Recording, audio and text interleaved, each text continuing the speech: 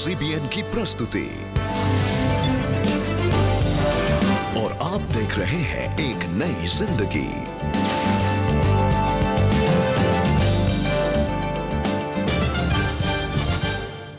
Good morning दर्शकों, welcome to एक नई जिंदगी। गुड मॉर्निंग दोस्तों, एक नई जिंदगी के आज के प्रोग्राम में हम आपका बहुत बहुत स्वागत करते हैं। और दोस्तों, न्यू बिगनिंग्स में आज हम बात कर रहे हैं कि किस तरह हमारे अतीत में जो भी घटा हो उसे हम साफ कर हम आगे अपने जीवन में एक नई शुरुआत कर सकते हैं।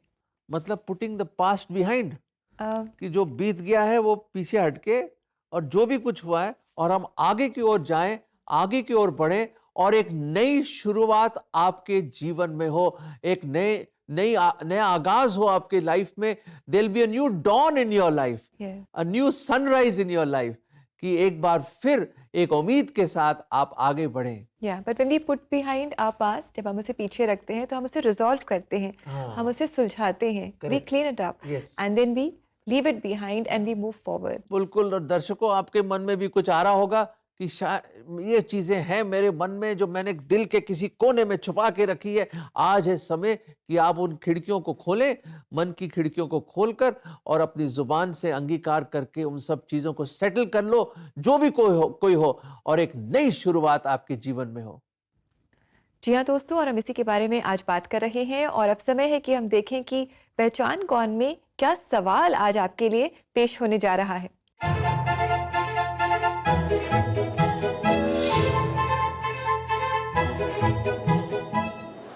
प्रश्न ये है, वो कौन सी जगह थी जिसमें से नियोमी और रूथ निकलकर बेथलेहम गए?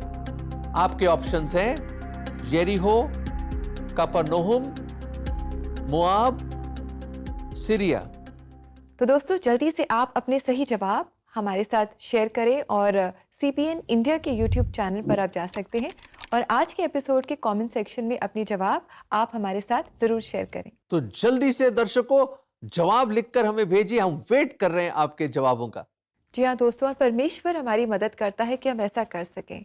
अगर आज आप स्ट्रगल कर रहे हैं टू रिजॉल्व योर पास्ट, तो आप परमेश्वर से मदद पाएं, प्रार्थना में समय बिताएं, परमेश्वर आपकी मदद करेगा। इनफैक्ट आज हम आपकी मुलाकात कराने जा रहे हैं सोजन एलेक्स से, जिनके भी पास्ट में बहुत सारी उलझनें थी, जिनमें वो उलझे हुए थे। उनकी लाइफ में आक्रोश था, रिबेलियन था, रिबेलियन से उनकी लाइफ भरी हुई थी। आइए उनसे मुलाकात करें कि कैसे उन्होंने अपने पास्ट के साथ डील किया और किसने उनकी मदद की कि वो अपने इस पास्ट के साथ डील कर सकें और अपने जीवन में एक नई शुरुआत को एक्सपीरियंस कर सकें। हर दोस्त लोगों इसी प्रकार काफ़ी पढ़ाई के बीच में उन्होंने 8वीं क्लास में पढ़ते समय हम वहाँ पर फंस गया, जो नक्सलबारी लोगों के बीच में फंस गया था, कि पॉलिटिकली कुछ बातें सीखने शुरू हो गया।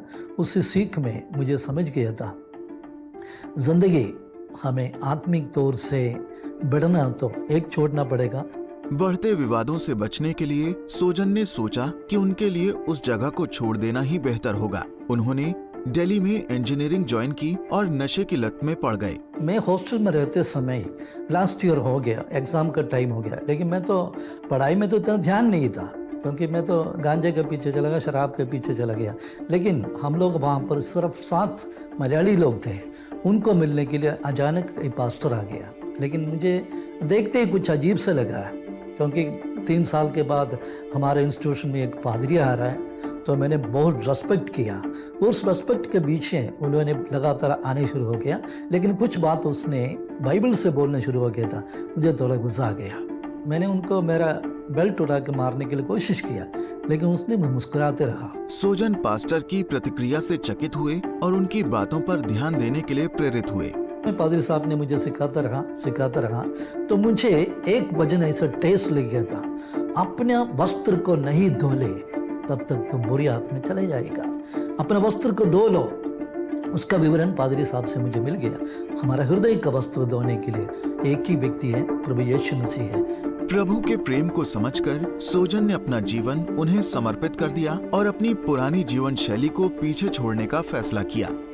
पूरी तरह से मैंने कमिटमेंट किया था। उसके द्वारा मुझे मेरा वस्त्र परमेश्वर ने धो लिया। मेरा पूरा जो बुरी आदत दारू पीना और गांजा पीना और गाली बोलना, इसी आदत में से मुझे परमेश्वर ने छुटकारा दिया है। अपनी इंजीनियरिंग पूरी करने के बाद उन्हें एक नौकरी भी मिली, पर उन्होंने इसे ठुकराकर प्रभु की सेवा करने का फैसला लिया। उस समय तक मैंने जॉब के बीच में मेरा शादी भी हो गया था, तो शादी के बाद भी मैं तो आगे बढ़ता रहा। मैं आगे बढ़ता रहा। आगे मेरा जिंदगी मोड़ आ गया था, किसी बाइबल स्कूल जाकर पढ़ना जरूरी है। तो तभी हम लोग निर्णय लिया कोई ना कहीं बाइबल स्कूल जाना है।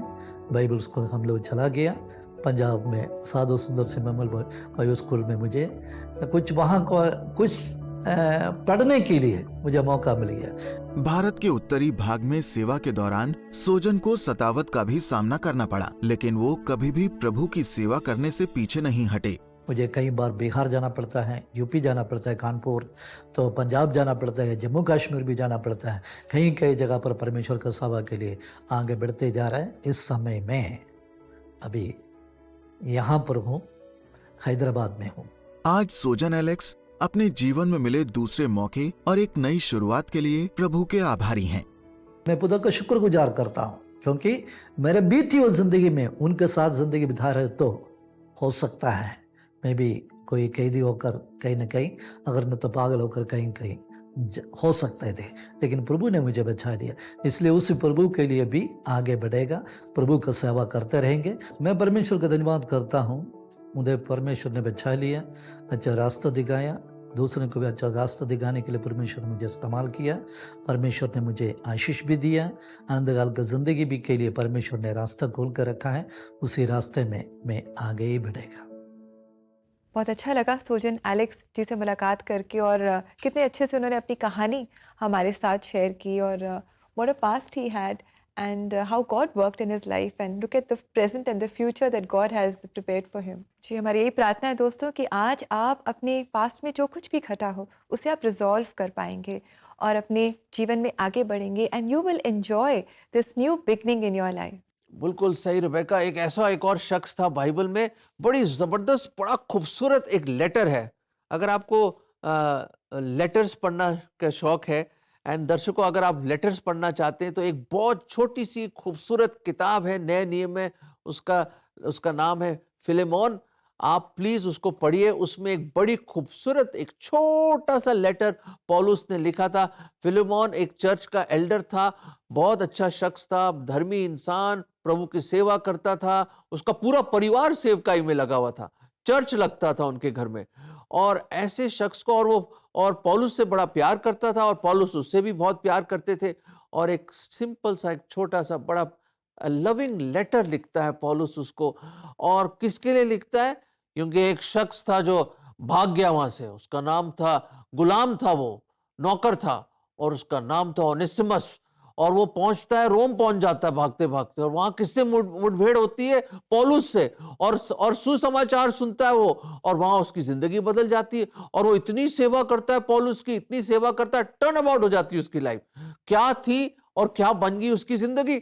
Life changes. मेरे अजीजों, when you come in encounter with the Lord Jesus Christ, your life changes.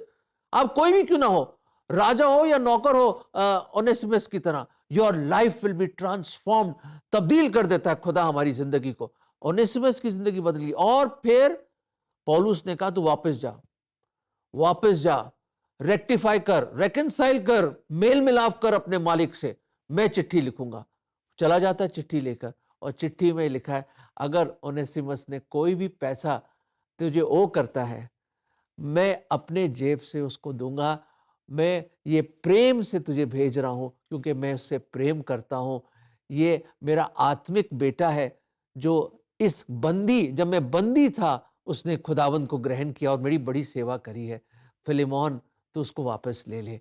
कुछ भी अगर उसका है, मैं उसके पास्ट को मैं पे कर दूंगा। जो उसके अतीत में जो भी कुछ किया हो, मैं क्षमा मांगता हूं, मैं उसको रीपे करना चाहता हूं। दोस्तों, क्या मोहब्बत है, क्या दोस्ती, क्या प्रेम है।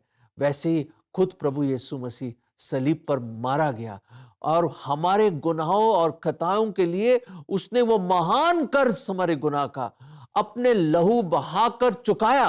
वो मारा गया, गाड़ा गया, तीसरे दिन जी उठा, और आज जैसे पौलुस ने चिट्ठी लिखी, द ग्रेट लव लेटर जो बाइबल है वो उसने हमें दिया। उसने कहा जो कोई मुझ पर विश्वास लाएगा, जो कोई लौट के आएगा, I have paid your price, मैंने वो चुका दिया है तुम्हारे लिए, सिर्फ आ जाओ मेरे पास और मुझे ग्रहण करो। ओनेसिमस गया वापस और फिलेमोन ने उसको बड़े दिल से वेलकम किया होगा और एक बार फिर उसको रीइंस्टेट किया होगा, रेकंसाइल किया होगा, मेल मिलाप किया होगा उसके साथ। दोस्तों, अगर आज कोई ऐसा है जो लौटना चाहता है, लौट आइए, मेल मिलाप कर लीजिए।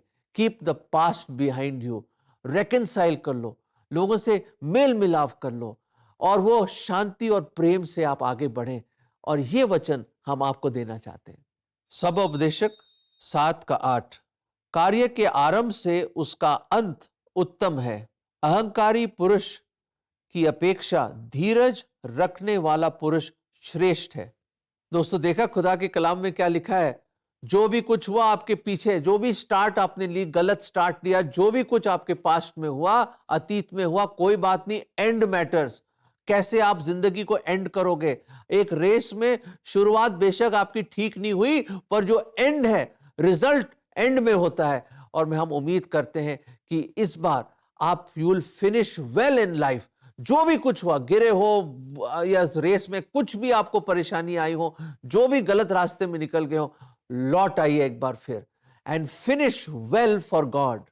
यस फ्रेंड्स, और हमारी यही प्रार्थना है कि आप अपने पास्ट को रिजॉल्व कर पाएंगे। और अगर आप ऐसा करने में काउंसलिंग चाहते हैं, या अगर आपके कोई प्रियजन हैं जो स्ट्रगल कर रहे हैं और वो काउंसलिंग चाहते हैं, तो you can book a counselling slot for your self और for your loved one on CBN India. हमारा एड्रेस है www.cbnindia.org/CBN offerings। और दोस्तों, इसी के साथ समय आ गया है कि हम एक छोटा सा ब्रेक लें, और ब्रेक के बाद हम करेंगे आपके साथ मिलकर इसी विषय पर आप सब के लिए प्रार्थना, ताकि आप सब अपने जीवन में एक नई फ्रेश स्टार्ट पा सकें। So stay with us, we'll come back soon.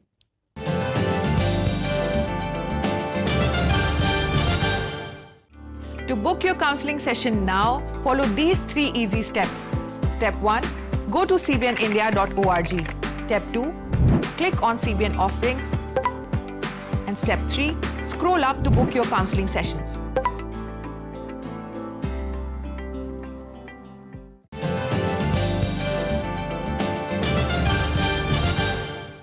Welcome back दोस्तों। अभी ब्रेक में जैसा आपने देखा कि आप भी अपने लव्ड वंस को काउंसलिंग सेशन गिफ्ट कर सकते हैं। You just have to visit our website, और हमारा एड्रेस है cbnindia.org/CBN offerings। दोस्तों, हम जानते हैं कि पूरे महीने हम ये सीरीज कर रहे हैं न्यू बिगनिंग्स के बारे में, और हम उम्मीद करते हैं कि जनवरी का महीना आपके लिए एक न्यू बिगनिंग्स का महीना होगा, जिसमें आप अपने अतीत जो पास्ट में हो चुका है उसको साफ करके, उसको हटाकर, जो भी कुछ आपकी चीजें जिसमें आप फंसे हुए थे, या आपको जो बाधाएं थी, या जिन प्रॉब्लम्स और जिन बुरी आदतों से या जिस एडिक्शन से आप जिस बंधन में हैं, आप उसको हटाकर आप एक नई शुरुआत करेंगे। हम आपके लिए प्रार्थना करना चाहते हैं। भाई और बहनों और हमारे जो प्रिय दर्शकों, आप जो भी कुछ अभी कर रहे हैं, आप प्लीज कंसंट्रेट करें, आप सब चीजों का ध्यान इधर से उधर ना भटके आपका। हम मिलकर आज विश्वास में, यस, इन फेथ हम प्रार्थना करना चाहते हैं, क्योंकि आज हमारे कोई ना कोई दर्शक ऐसा है जो अपने अतीत और पास्ट में जूझ रहा है, जो अपने पास्ट के बंधन में बैठा है। वो हम चाहते हैं कि वो आज लिबरेट हो, आज वो फ्री हो सके, वो आजाद हो सके, और एक नई शुरुआत उसकी जिंदगी में हो। कुछ भी क्यों ना हो, हमें नहीं मालूम, आज वो सब सफाया करके, उन सब पुरानी बातों को हटाकर हम बाहर निकलना चाहते हैं एक नई शुरुआत के लिए। मैं चाहता हूं कि आप प्लीज मेरे साथ जुड़िए, हमारे साथ जुड़िए। हम मिलकर एकता में, यूनिटी में हम प्रार्थना करेंगे, और अपने परवरदिगार, अपने खुदावन, अपने अब्बा पिता के सामने ये रिक्वेस्ट लेकर आएंगे। आइए हम प्रार्थना करें। प्रभु जी, हम धन्यवाद देते हैं कि आप दिलों को टटोलने वाले और दिलों को जांचने वाले खुदावंद हैं। प्रभु जी, आप कल, आज और हमेशा एक से हैं। प्रभु जी, आप जानते हैं हमारी हर एक बात को, आप जानते हैं। हम आपके सामने कुछ भी नहीं छुपा सकते। प्रभु जी, आज हम खास तौर से दुआ करते हैं हमारे जो दर्शक लोग देख रहे हैं, और खास तौर से उन भाई और बहनों के लिए जो अपने पास से जूझ रहे हैं, जिन्होंने कुछ ना कुछ उनकी लाइफ से अगर गलती हो गई या परेशानी है या कोई भी ऐसे लॉसेस हो या ऐसे एडिक्शंस हो जिसको वो प्रभु जी, जिससे वो आजादी नहीं पा रहे, जो अपने आप को वो छोड़ना चाहते हैं, प्रभु जी आप अपनी बड़ी दया, बड़ी कृपा करें उन पे प्रभु जी, और अपना हाथ उन पर लाएं ताकि वो प्रभु जी उन पुरानी बातों को अपने जीवन से निकाल दें और उनकी जिंदगी में सब कुछ नया हो जाए प्रभु जी। आप अपनी आत्मा की भरपूरी में उनको अपनी शांति और खुशी से भर दें प्रभु जी। आप उन पर दया करें हमारे खुदावंद, हमारे परवरदिगार, हमारे मालिक, हमारे पिता, हमारे अब्बा और पिता, आप उन पर दया करें प्रभु जी, ताकि वो जाने कि आप सच्चे परमेश्वर हैं जो कंफ्यूजन को ऑर्डर में ला सकते हैं, जो हमारी पुरानी बातों को मिटा के और साफ कर सकते हैं, क्योंकि हमारी जो भी खताएं हैं, जो भी गुनाह हैं खुदावंद, आपका लहू हमें सब अधर्म और पाप से शुद्ध करता है प्रभु जी। आपके खून की उस कुर्बानी के लिए हम धन्यवाद देते हैं जो आपने लहू बहाया हमारे लिए, ताकि हमारे पाप क्षमा हो सके प्रभु जी। कोई ना कोई आज लौट आए आपके पास, अपने गुनाहों को से तौबा करके आपको ग्रहण करे। ये हमारी दिल की इल्तिजा है, हमारी दुआ है, हमारी प्रार्थना है खुदावंद, आप सुनकर इसको ग्रहण करें।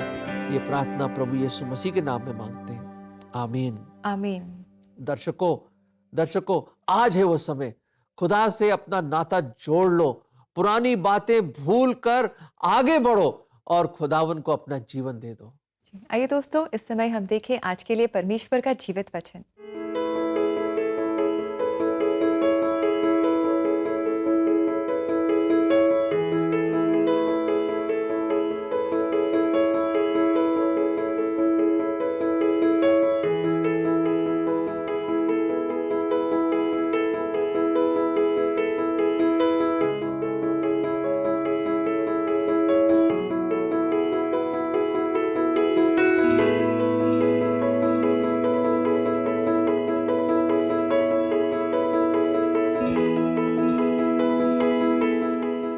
और आज ये वचन हमें इंकरेज कर रहा है कि जो भी कुछ हमारे जीवन में है, कुछ बातें, कुछ इंसिडेंट्स जो हमारे पास में हुए हैं, जो कुछ भी है जो हमें हिंडर कर रहा है, हमें रोक रहा है आगे बढ़ने से, उसे हम पीछे छोड़ दें। Let us resolve our past, और जो कुछ भी कुछ है अगर जो हमें क्लीन अप करना है हमारे पास्ट में, परमेश्वर हमारी मदद करे, हमें दिखाए और हमारी मदद करे कि हम उससे क्लीन अप कर सकें, उसे रिजॉल्व कर सकें और परमेश्वर द्वारा दी गई एक नई शुरुआत को हम अपने जीवन में एंजॉय कर पाएं।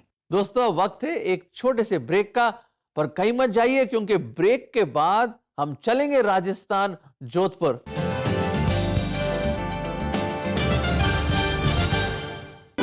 एक नई जिंदगी के लोकप्रिय सेगमेंट चर्च कॉयर सेगमेंट के जरिए हमने हिम्स और सदाबहार गीतों को नए रूप में डालकर पेश किया।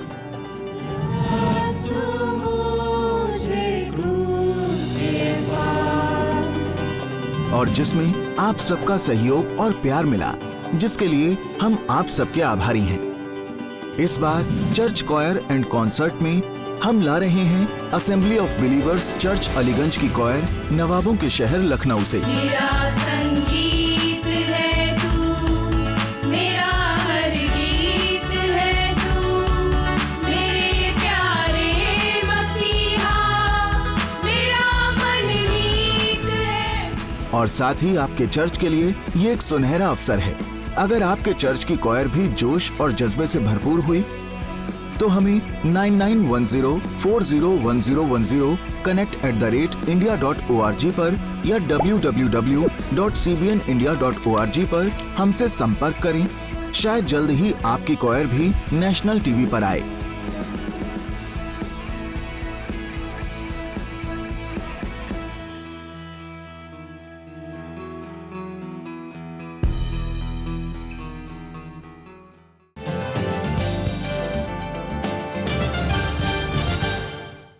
Welcome back friends. आज हम प्रोग्राम में बात कर रहे हैं कि किस तरह अपने जीवन के अतीत को साफ कर पुरानी बातों को भुलाकर साफ कर कैसे एक नई शुरुआत कर सकते हैं हम।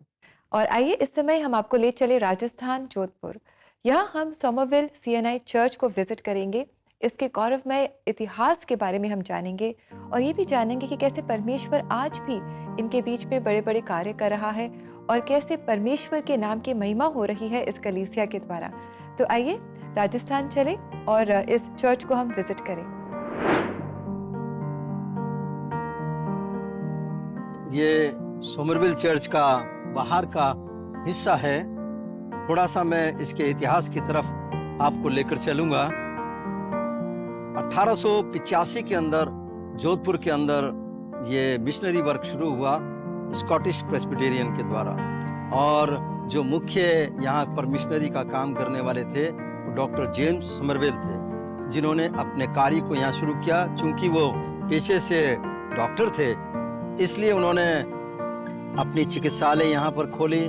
बहुत लोग उनके संपर्क में आए और बहुत जने प्रभु यीशु मसीह के पास भी आए, उनकी चिकित्सा से ठीक भी हुए। लोग बहुत प्रभावित थे। 1923 में उनका देहांत हो गया। यहाँ के जो महाराज थे वो उनके कार्यों से बहुत प्रभावित थे, और महाराज उमेश सिंह जी ने उनके लिए एक स्मारक बनाने की घोषणा की। उनकी पत्नी और उनके लोगों से पूछा कि हम जोधपुर के अंदर उनके नाम का एक स्मारक बनाएंगे, परंतु उनकी पत्नी ने इसके लिए मना कर दिया। उन्होंने कहा बजाय इसके कि आप स्मारक बनाएं, एक हमको मिशन बंगलों के लिए जगह दे दें। वो बंगला उन्होंने दे दिया, और उसके बाद जब लोगों ने डिमांड करी तो इस चर्च को की जमीन भी महाराज ने उमेश सिंह जी ने दी, और उसी जमीन पर 11 जनवरी 1927 को इस चर्च की नींव डाली गई, और 26 नवंबर 1927 में ये पूरा भवन बनकर तैयार हो गया। और डॉक्टर जो चार्ल्स थे, उन्होंने इसको कॉन्सिक्रेशन के लिए प्रभु के सामने समर्पित किया। ये जो चर्च बैल का हिस्सा है, ये वही है पुराना, इसमें कोई तब्दीली नहीं की गई है। आइए अब हम चर्च के अंदर की साइड चलते हैं।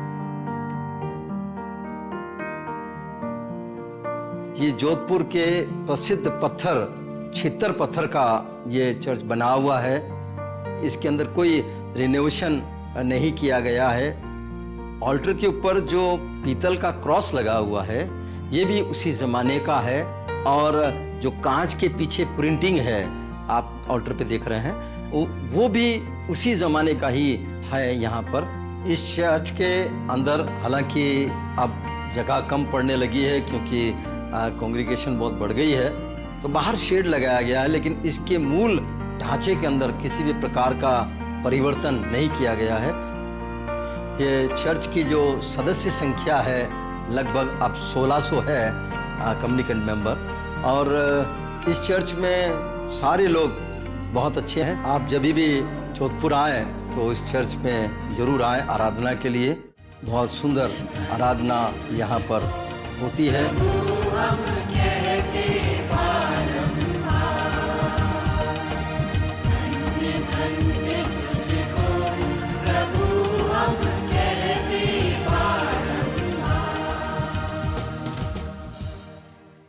Wow, that's a very beautiful church, very well built and बहुत अच्छे से इसे रखा भी जा रहा है। बड़ा अच्छा लगा। मैं तो कभी गया ही नहीं उस शहर, आपने यहीं बैठे बैठे आपने सैर करा दी, और बहुत ही अच्छा लगा इस रिच हिस्ट्री को देखकर चर्च का। दर्शकों, आज हमने क्या सीखा और क्या आपको इंस्पिरेशन मिली, और क्या खुदावन ने आपको किस बात को जगाया, आपको किस बात में, वो ये है कि जो भी आपके अतीत में हुआ हो, whatever is happened in the past को साफ करिए, उसको हटाइए, और वो जो भी कड़वाहट है, जो भी गुस्सा है, जो भी कुछ है, जो भी पुराने मकड़ी के जाले लगे हुए हैं आपके दिलो दिमाग में, उनको साफ कर दीजिए।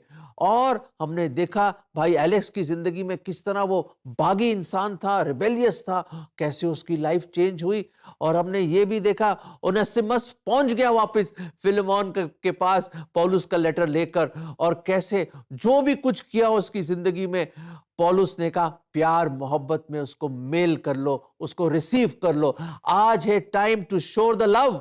आज है, लोगों से मेल कर लो, पुरानी बातें भूल जाइए, हम उम्मीद करते हैं कि सब कुछ नया हो। आज इसी वक्त इसी एपिसोड से आपके जीवन में एक न्यू बिगिनिंग हो, पुरानी बातें हटें और सब कुछ नया हो जाए आपके लिए। दोस्तों, एक नई जिंदगी पर चर्च कॉयर्स इन कॉन्सर्ट सीरीज से हम सब ने आशीष पाई है। अलग अलग चर्चेस के चर्च कॉयर्स को हम सब ने सुना है and it's been such a blessing.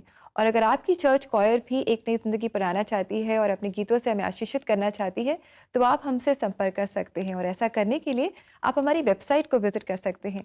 हमारा एड्रेस है cbnindia.org/churchchoirsinconcert और यहाँ जाकर आप अपने चर्च को रजिस्टर कर सकते हैं and we would love to have your church choir come and sing for all of us and bless us. Friends, we've been encouraged bringing this episode to you और हम आशा करते हैं कि आपने भी इस प्रोग्राम से आशीष पाई है।